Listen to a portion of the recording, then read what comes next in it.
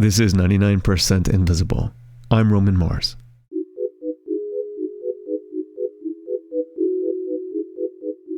If today you pitched me the idea of the U.S. Postal Service, there would be no way you could convince me that it could actually work. I mean, it's not perfect as it is, but the fact that you can put a 49-cent sticker on an envelope and have someone deliver it across the country in 2 days is amazing. Just take a second to imagine all the systems that have to work together to pull that off. So let's stipulate postal services around the world are pretty great, but with any complex design system, there are failures that occur. Mail that never makes it to its destination and can't be returned to the sender. And it's into this rabbit hole that producer Samara Freemark fell when she began searching for all the lost mail.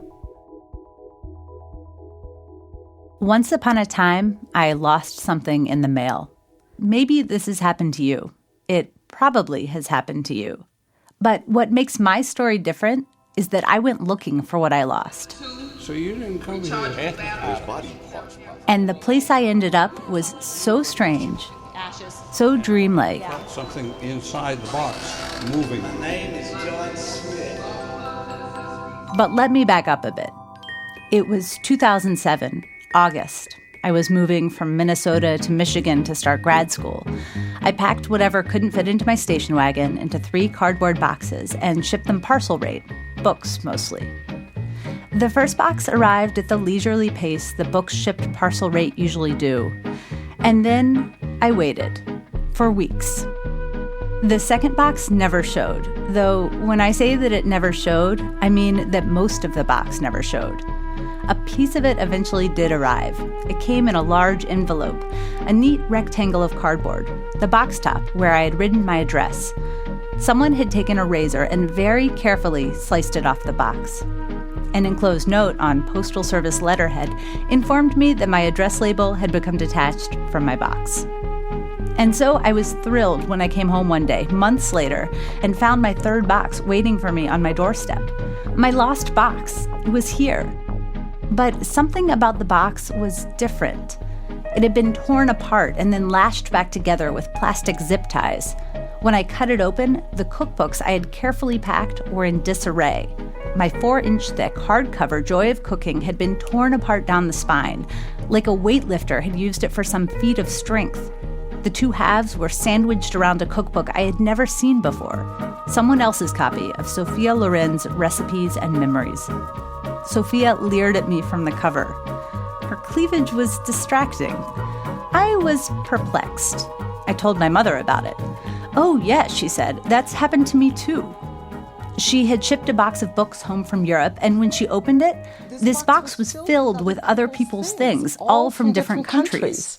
It had a Bible that was in Russian, a magazine from, I think, Germany. It had some candy from the Netherlands. So it was like everyone's European vacation was in your box? Well, I was just astounded. My friend Helen had mailed some boxes, and she had a story too.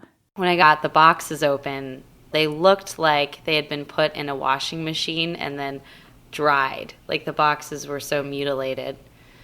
And when I opened them, the box with all the food magazines, half of the issues were taken out.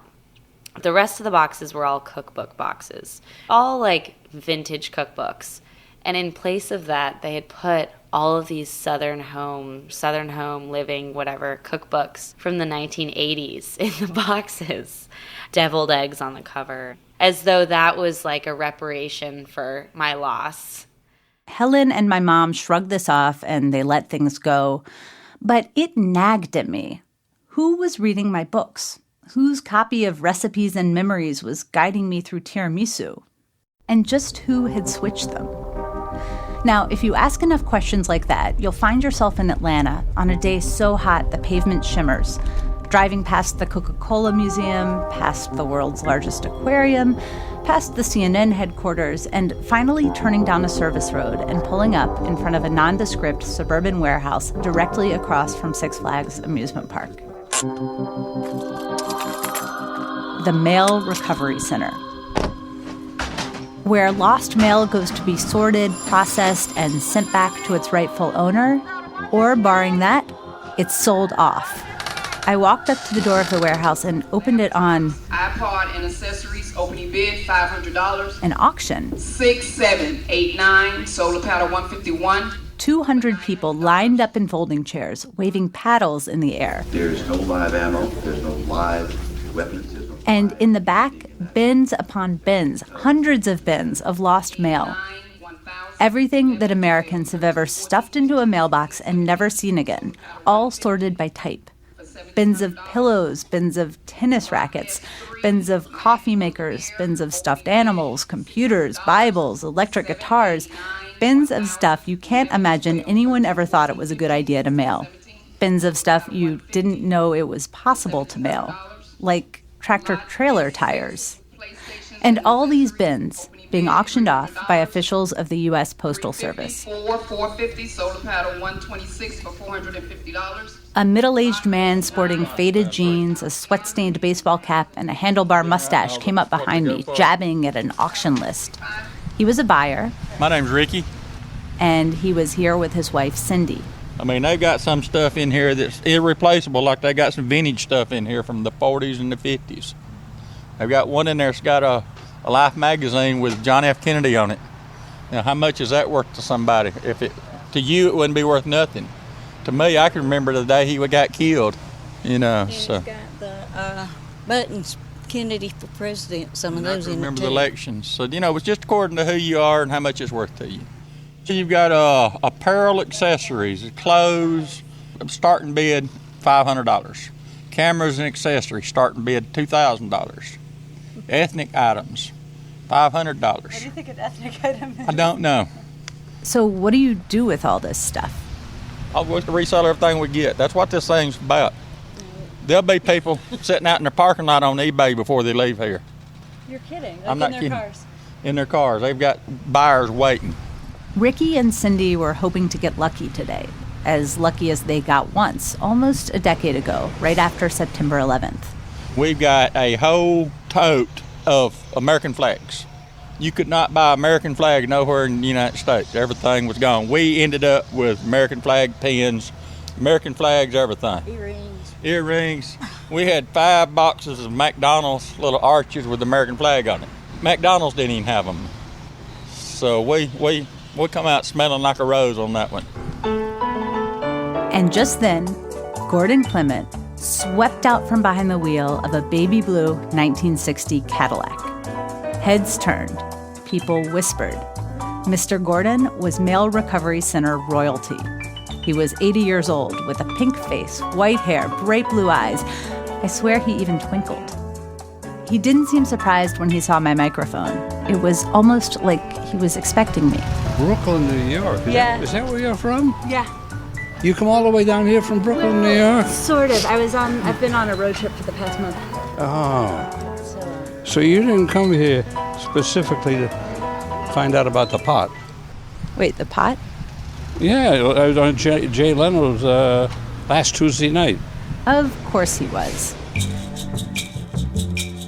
Mr. Gordon had been buying stuff here for 10 years. He'd take his bins home, unpack them, and resell the contents. At the last Mail Recovery Center auction, he had bought a bin of paintings. One of them was especially pretty, an orchid in a vase. He tried to resell it at a different auction for $25, but no one was biting.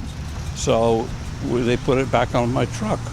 And as they put it back on the truck, they tipped it and felt something inside the box moving. The frame was a box itself.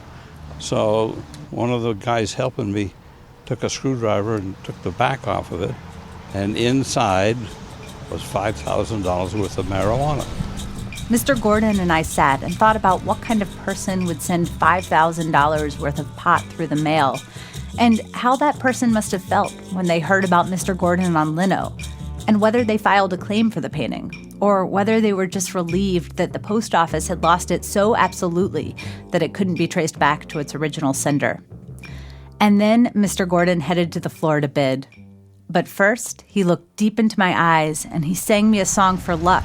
Solamente una vez, Amen la vida. In addition to being a mail recovery center celebrity, he also sings mariachi at a restaurant in Alpharetta, Georgia. You belong to my heart now and forever.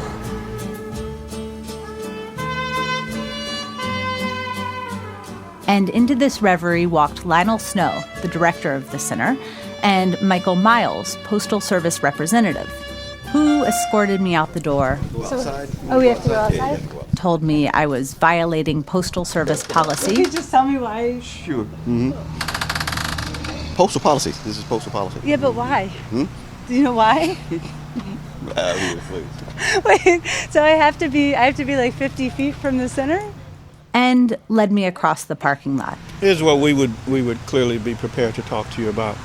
I thought you were going to walk around in here, kind of get the lay of the land, see but however, whatever kind of documentation that you're trying to do inside, that's where we run into a problem. Okay, is it a security issue? It's security. That's among other issues, but yes, security certainly is one of them. Is it because of people's stuff is in there and they don't want to document? Not only that, that's not the critical issue. The critical issue. I mean, the critical issue is something I won't be discussing. I mean, there's things that have been there from the early 50s. There's body parts, possibly ashes and stuff that's been there for years. We would like to get things back to customers, everything, but there's some that we're unable to. This sounded, well, to be honest, it sounded troubling. Because if the Postal Service could accidentally sell $5,000 worth of marijuana to Gordon Clement, didn't that mean that they could accidentally auction off those human remains? Ashes, yeah. Said a small woman in acid-wash jeans with frazzled hair standing behind me. Her name was Jill. One lady I know bought dishes and it had gray powder all over it. And when she finished unloading her dishes, there was all the paraphernalia for somebody's, memorial. It was actually somebody's ashes. So that was funny. Wait, it was someone's ashes? Yes. On her plates? Yes, all over because it was in the bottom. I wandered around the back of the building where postal officials were unloading bins with a forklift. Auction winners were queued up, waiting to collect their purchases. One buyer was hanging to the side. What's your name? My name is John Smith. I'm pretty sure that wasn't actually his real name. Great. John came to the auction a lot, he said, and he specialized in buying books. He might have bought my books once upon a time, jumbled up with thousands of others. He sympathized with my loss. He knew what it felt like, he said. It had happened to him. Yeah, let me tell you a really funny story.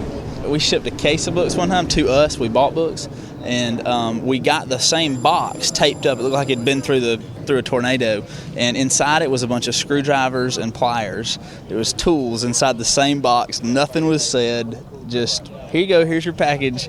And they just replaced it with the same weight, I guess, with screwdrivers and hammers and stuff. But my books were gone.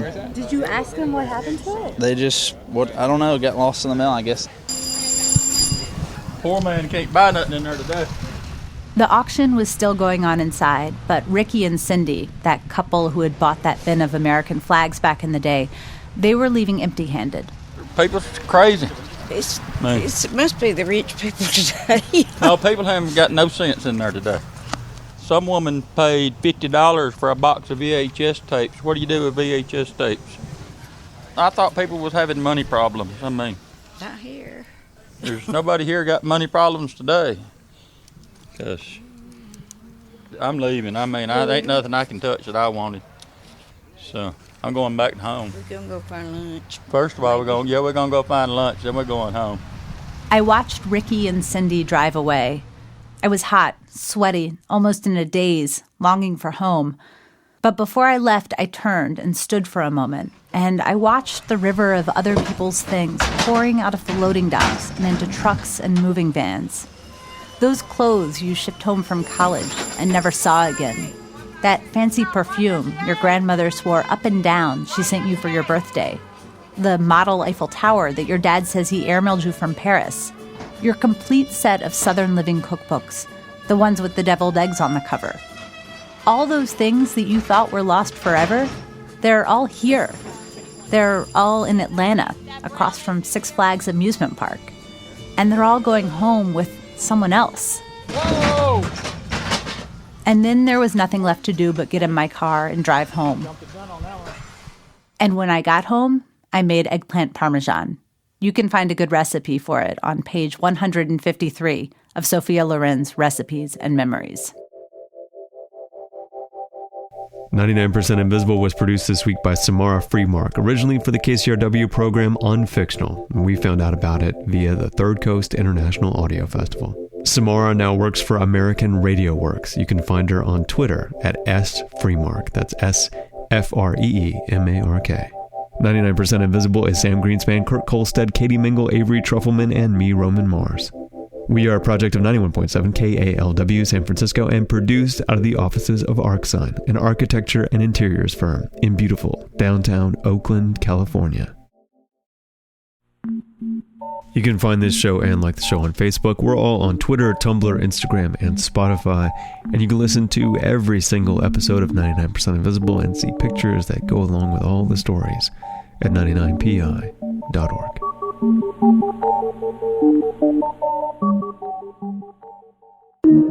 Radiotopia.